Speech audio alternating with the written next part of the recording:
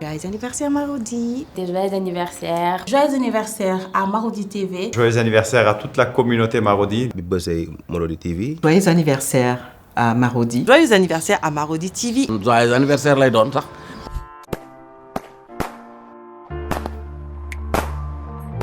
Waaw, c'est l'histoire de toute une vie parce que je pense que 14 ans yi war naa ci am 13 ans war naa ci am 13 parce que waaw Marodi mi ngi judd 2012 je pense que waaw Mass a pris la décision de s'installer ici su ma juumul en 2014 waaw donc suñu premier bureau mu ngi nekkoon Mariste si tali Mariste bi foofu noonu donc on avait benn appartement lañ amoon 2 chambres salon je pense ñu amoon benn bureau benn machine benn première caméra maa ngi fàttaliku première caméra bi ba muy agsi événement la woon dañ ko doon féete sax waaw je pense que benn 5D la woon donc on était très fiers de recevoir notre première caméra parce que avant loolu noonu dañ doon def ay coproduction c'est-à-dire que waaw dañuy dem gis ñenn ñoo xamante ne ni dañuy yëngu ci ay théâtre kat comme ni ñu koy waxee ñu dem def ak ñoo benn coproduction tourner benn genre film boo xamante ne day durer ay 1 heure genre yu mel noonu ñu ñëw def ko suñu chaîne donc xamuñu woon bu baax production mais nous étions un groupe de passionnés ñoo xamante ne ñu jóge ci ay dans divers métiers à la tête Serigne Massamba Ndour mi nga xamante ne mu nekk ingénieur en informatique mais man nga xamante ne ci RH laa jóge mais quand même on avait quelqu'un ku ci mel ni Khalifa Ba koo xamante ne moom moo ci xamoon milieu cinéma bi moom moo ñu yóbbaale mais ñun ñi ñu ci nekkoon ñëpp ay novices lañu woon suñu passion kase moo ñu yóbbuwoon. ba may commencé waa Marodi nag 2014 la jëm 2015 ñu am ci benn projet ba ñuy wax ñoo ko bokk moo liggéey ak moom ak Saneex Manumbe ba ñu jógee ci loolu toog nañ tuuti rek daal liggéeyaat beneen projet bi ñuy wax Lambigolo ci Fass Mbao kër papam fa lañ démarré ba Poté Marichou ñoo taxaw nag foofu nag la fi tàkkee muy débutant bu métti nag xale yi xarañoon lool gëm li ñuy def trop nag parce que liggéey yàlla daan nañ liggéey ba yenn heure yoo xam te ne kenn ku da ngay fatt parce que sonn bëggoon lu neex sénégalais lañ doon liggéeyee ba yàlla def ci ndam Poté Marichou nag moo jur lépp. alors bu ma leen waxee téye naa perche Marodi di ngeen ko gëm su ma nee leen porté naa kam di ngeen ko gëm est-ce que xam ngeen ne des fois dañ doon doxee suñu kër presque ba Marodi te je vous dis dafa metti woon ci début bi des fois dañ doon toog pour ñu am lu ñu ndekkee sax problème la dañ koy wax pour ngeen xam ko. waaw Marodi defe naa tournage moom méttiwuloon ci début bi nga xamante ne ñoo fi nekkoon mais anecdote bi nga xamante ni moom laa am rek ci Marodi mooy jour bi ma pot waree jël si ci école bi te boobu moom mënul woon jot ci man mi mu doon jël si donc ñu làq ma ci benn classe. ñu dem ba nga xamante ni léegi bon maag pot ñoo yem niveau quoi balaa ñuy fu ñu toppee pot topp ma donc rek loolu leçon de vie la boo xamante ni artiste bu nekk rek war nga bàyyi xel yooyu affaire yi am parce que tey nit da lay soxla jël si la yeewu boobu kenn du la mën a gis parce que nit ñi dañ lay topp ngeen di dem benn instant yee ñaar ngeen bokk benn niveau boo xamante ni bon yow succès bi ngay am moom lay am loolu nag ay leçon yoo xamante ni ci biir àdduna bi dafay am quoi. c'est vrai que Pod et Marichou moo lancé lépp. tey mën naa ko waxee noonu quoi Pod et Marichou je pense que c'est la maison mère waaw mën nañ ko woowee noonu quoi moom moo ñëw jur yeneen série yëpp et ce qui m'a marqué le plus c'était que avec un groupe réduit on était capable franchement de faire loo xamante ne Sénégal yëpp dañuy toog seen kër di ko seetaan je pense que bi ma si gën a marqué je pense que am na benn épisode boo xamante ne tout un épisode groupe de 3 techniciens ñoo ko tourné ba mu jeex tàkk incroyable sur un plateau tey jii nii sur un plateau tournage da ngay gis on est plus de 30 personnes. bon mën naa ne Marodi bi muy commencé ak Marodi léegi moom am na gap bu énorme parce que bon tout au début ñoom bi ñuy doog a tàmbali ci expérience yi nga xam ne jot naa ko dégg ci ñi fa newoon c'était compliqué ay benn caméra lañ doon tourner benn lumière tu vois da ngay gis benn technicien boo xam ne pratiquement mooy def lépp donc bu ñu demee tey ba affaire yi toll fii ba ñu am des équipes. am ay équipes yoo xam ne ñu ñooy nekk ci chaque projet ak une équipe qui est différente avec ay matériel ay outils yi nga xam ne franchement c'est de dernière génération di ci góorgóorlu di andi qualité franchement bu ñu xoolee démb ak tey am na évolution bu exponentielle boo xam ne Marodi def na ko waaye. par rapport ak bi ñu fiy doog a ñëw ñun ak léegi da ngay gis ni boo am na évolution bu mag a mag boo xamante ni bii bon da nga doon seetaan Marodi ci benn série tey da ngay gis Marodi nekk ci lu mat 5 wala 6 séries yoo xam ne dafay dawandoo donc loolu lu am importance la ça veut dire que bon affaire yaa ngi yokku bagage yaa ngi gën a bari.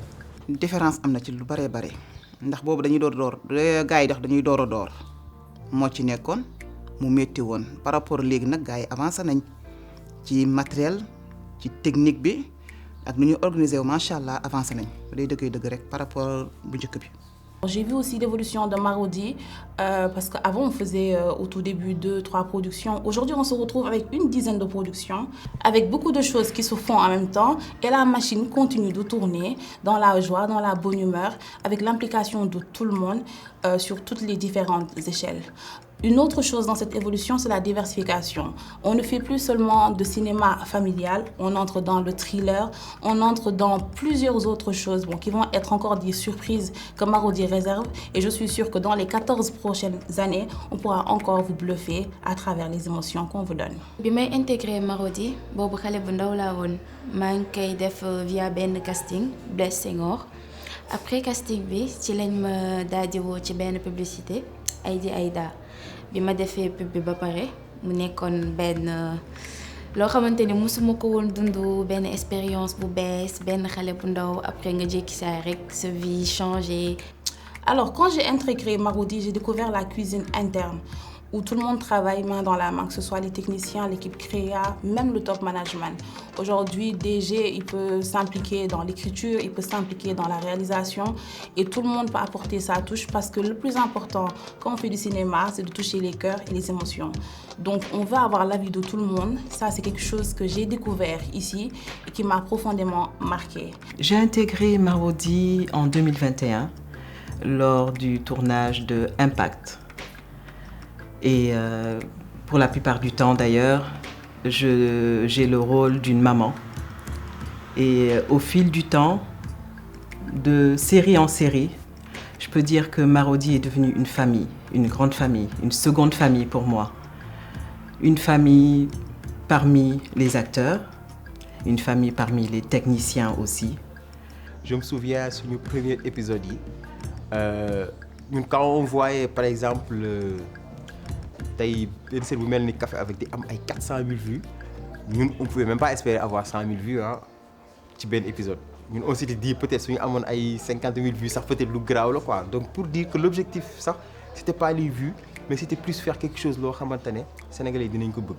Et dès les premiers épisodes je me souviens dañu dem ba diffuser 9 épisodes sur la Sen TV après ñu def benn pause bu ndaw mais génn ci mbedd yi nit ñi naan ma ay waa yéen seen série bi kañ lay commencé may gis di kontaan quoi ma ne waa mais man nit ñi nekk dañu may xam quoi léegi su ma doon dox si damay nekk ci benn si taxi laay nekk de su ma nekkee si taxi damay génne sama bopp quoi pour xool nag nit ñi dinañ ma xàmmee. Donc c'était des moments yoo xamante ne quand je me souviens c'était assez drôle dañuy dox nit ñi di la xàmmee ci mbedd bi nga ne ah kon ça intéresse les gens après nit ñi di leen laaj mais seen série bi kañ lay continuer. Après ça muy commencé continuer et je pense que vers épisode 30 il y avait un épisode explosif. Ba ñëpp nag je pense qu'il y avait une explosion. Donc vers la fin, les gens nous réclamaient la saison 2. On s'est dit waouh, nous sommes en train de réaliser quelque chose de grand. Je me souviens suñu premier 100 000 vues bu ñu am dañ ko fêté Alors tey jii nii ñu ngi may gis may gagné ay trophées neex na torop mais boo leen bëggee dégg rek ci ginnaaw benn liggéey bu intense moo fa nekk. Parce que même bu fekkee ni yow mi di seetaan tu vois 25 minutes wala 30 minutes xamal ne ñun ci ginnaaw liggéey nañ ko pendant des mois et ça peut nous arriver parfois ñu bañ a nelaw mais lu ma ci gën a neex ba tey Marodi c'est en équipe parce que ngay liggéeyandoo ay nit pendant des mois pendant des années tey jii nii da ngay dem ba tisser ak ñoom ay liens yoo xamante ni c'est vraiment familial et c'est très très très très important. On a osé un style familial, on a osé les thrillers, on a osé s'exporter dans la sous-région. On va encore oser dans les 14 années à venir pour vraiment explorer le monde et montrer de quoi on est capable dans le cinéma. C'est pas pour se lancer des fleurs ñun mais fii Sénégal mënuñu fi gis beneen concurrent parce que biir Marodi rek concurrence bi fii la. Donc c'est là où on a eu l'idée de créer la série Nafi. Donc même pour nous concurrencer.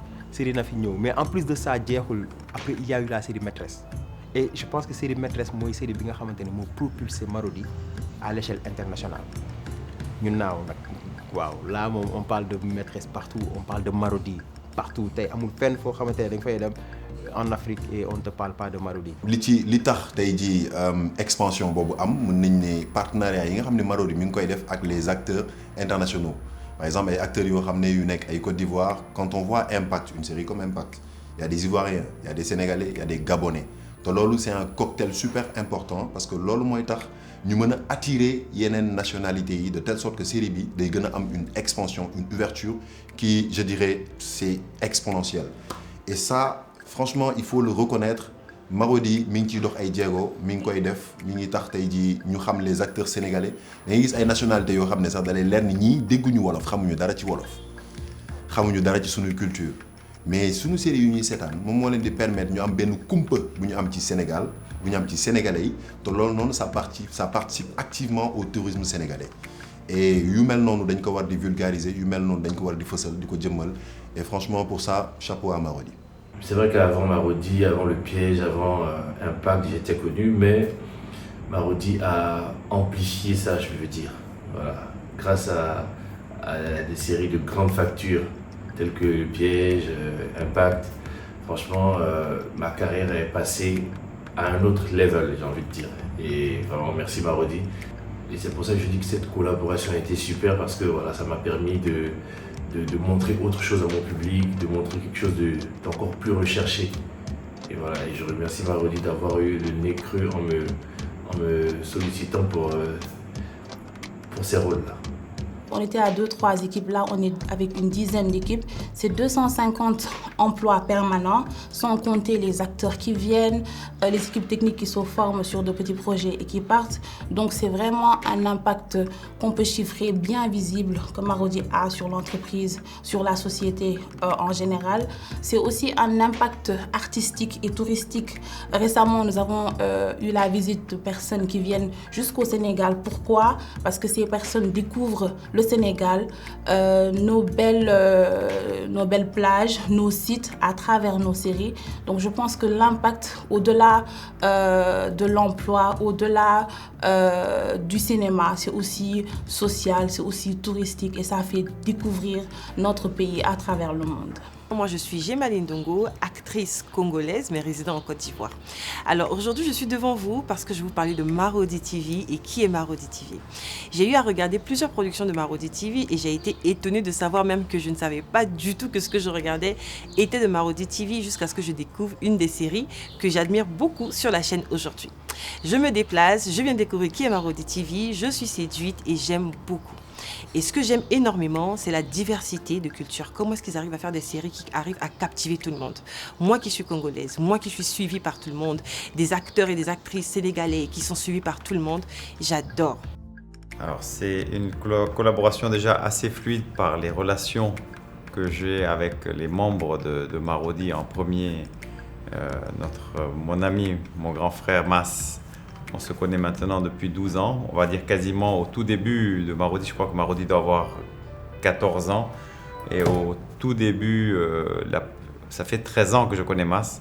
Et depuis le premier jour, on va dire que ça a matché. Et depuis, on chemine ensemble avec les équipes et ça se passe très très bien. C'est fluide et c'est très professionnel. Alors, la chance que j'ai par mon management, c'est que je me rapproche toujours des équipes avec qui on collabore, que ce soit aussi bien en interne qu'en externe. Et comme je vous le disais tantôt, on a une relation assez personnelle avec Mas, qui est une personne, on va dire, impliquée depuis le premier jour. Et malgré l'ampleur que Marodi a pris, je lui ai toujours dit, tant que je te verrai dans mon bureau, ça voudra dire que tu suis tes affaires. Et je peux vous dire qu'en 14 ans, il ne s'est pas passé une année sans qu'il passe 1 ou 2 fois au bureau pour faire le point, Et c'est très appréciable. Et on dit souvent que les équipes sont à l'image de leurs dirigeants. Donc la relation est plutôt excellente avec l'ensemble de l'équipe. Suñu ay début yàgg na xam nga bokkoon suñu ay projet xam nga liggéey ak ay ku mel ni Marodi ak ñeen quoi. xam nga di gis aussi suñu tenue muy dem ci niveau international ndax ku ne xam ne ni Marodi macha allah seen niveau c'est partout dans le monde te nit sol tenue ba nga partenaire taxaw ci série du jouer forcément ñëpp koy suivre. ñoom vitrine lañ ci ñun parce que vitrine bi buñ jàpp ne ñaw kase la comme li may wax boo génnee extérieur saa bu série yi amee li ñuy njëkk a def mooy bu ñu wàccee loolu la ñuy njëkk a seetaan parce que dañuy bëgg a xam tout le temps li xam ne société bi moom la ñuy dund kon ñooñu di seetaan loolu ñun bu ñu demee bay jël suñuy marque di ko ci exposé parce que dañuy xam ne ñooñu benn liggéey la boo xam ne nii en commun la ñoom dañuy gis ki ñu yore yedd xale bi gis ki war a sol lu baax sol lu rafet doon made in Sénégal et puis doomu réew mi di ko liggéey te loolu yaakaar naa avantage la boo xam ne pour ñun ñëpp la kon Marodi loolu mu def noonu defal ko moom dong defal ko xale yi dong defal ko mag ñi àddu Sénégal la ko defal en fait. Je vois que Marodi donne beaucoup sa chance aux jeunes, autant parmi les techniciens que parmi les acteurs même. Marodi arrive à dénicher des pépites. D'ailleurs, tout récemment, Marodi a fait un tour du Sénégal et ça, j'ai trouvé ça très bien, vraiment extraordinaire, parce qu'on a tendance à tout concentrer sur Dakar, alors qu'il y a des pépites. Il y a vraiment des jeunes qui en veulent. Marodi, nous sommes des révélateurs de talent. Si côté lépp, que ça soit du côté liggéey bi. Tey jii nii, c'est vrai qu'on a démarré avec un réalisateur bu mel ni Xaaf, mais da ngay xool ci biir loolu un Khalifa Ba aujourd'hui qui forme benn Mohamed Diedhiou. Tey Mohamed Diedhiou il fait partie des meilleurs réalisateurs ici au Sénégal. Nga gis Mohamed Diedhiou en même temps moom si boppam mu dem ba am ay éléments am ci biir yoo xamante ne moom moo leen formé. Ce qui m'a le plus marqué à Marodi, c'est la générosité et le partage. Ici, j'ai appris l'écriture du scénario, j'ai appris à découvrir comment faire fonctionner le cinéma. C'est à travers de grands hommes qui étaient là, qui n'ont pas hésité à partager ce qu'ils savent. Et de la même manière, on partage ce qu'on sait faire avec les nouveaux, ce qui fait que la formation se fait de manière plus rapide et de manière plus fluide. Nous avons des jeunes qui n'avaient jamais été techniciens auparavant et qui ont gravi rapidement les échelons parce que tout le monde partage, tout le monde décide d'apprendre et d'enseigner notre savoir-faire. En fait, il y a une certaine synergie, on va dire involontaire, entre les deux sociétés. C'est qu'on est très porté sur l'humain, sur la formation, sur l'apprentissage et sur faire monter nos jeunes. Si je devais donner un qualificatif à ces 14 années de Marodi, je dirais 14 ans de folie. Parce qu'il faut de la folie pour créer, il faut de la folie pour écrire l'amour, il faut de la folie pour donner de l'émotion, donc folie. Je pense que nous avons réalisé quelque chose, hein. Nous avons vraiment fait quelque chose. Mais xeeb nañ ko là, lu tax ma koy wax loolu parce que chaque année on veut faire encore plus. Chaque année da ngay gis aussi tamit évolution bi nu muy yokkee. Man Marodi moo ma yar ba ma nekkee gone ba ni ma day nii tey alors tout ça c'est Marodi alors tey bu ñu demee tey ba ñuy laal machallah alors tout ça c'est à cause de Marodi. Alors Marodi remercie sa communauté bi nga xam ni ñoom ñoo ànd ak moom durant toutes ces années di leen wóolu di bëgg li ñuy def mu leen di neex ñi andi seeni critiques yi nga xam ni ñoom ñoo ngi ciy jëlee dara ñu ngi ciy jàng. Alors tey Marodi a 14 ans et je pense que ñun ñëpp ñoo xewle képp ku toog mën na wax boppam joyeux anniversaire dinaa souhaiter ñëpp joyeux anniversaire sama bopp yéen ñuy seetaan techniciens yi ñëpp. Alors 14 ans, donc c'est une bougie de plus, donc je dis joyeux anniversaire à Marodi. Je dis aussi joyeux anniversaire à tous les téléspectateurs. Donc c'est l'occasion pour moi de remercier également les internautes, les abonnés. Parce que c'est vrai que 14 février, 14 ans, mais également aussi 14 millions d'abonnés. Je pense que ça, c'est extraordinaire. Nous sommes 14 millions. Je souhaite joyeux anniversaire à Marodi TV et je dis merci, un grand merci à tous nos partenaires qui nous accompagnent depuis le début, à tous les collaborateurs avec qui nous travaillons tous les jours, à nos acteurs qui sont là avec nous main dans la main, mais surtout un grand merci à notre communauté. Merci d'être avec nous et pardon pour toutes les émotions par lesquelles nous vous faisons passer. Mais on revient encore plus fort et désolé d'avance. Merci beaucoup.